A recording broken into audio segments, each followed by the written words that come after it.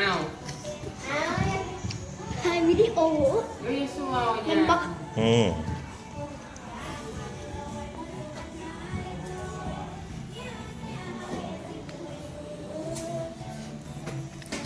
จุดจิตจิตใหม่เลย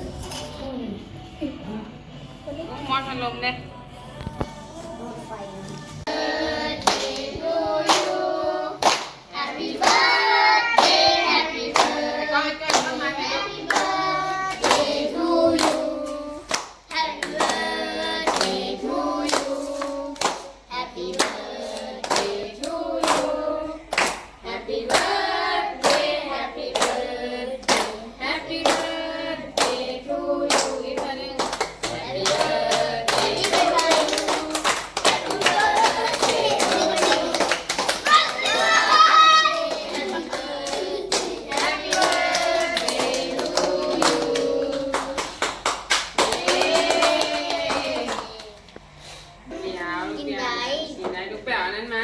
กระบ้วงมาตักกินมานี่นะ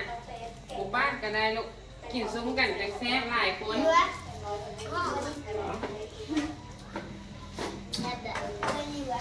แม่กระบ้วงให้เด้ออยากเข้าไปได้ซุ้มไปดูกินแซ่บฟิว4 คนเอาไปสิเยอะเลยซื้อโคตรจ้าเปิดได้ดูพูดไม่ถึงเลยนะมันหาหน้าสุดเลย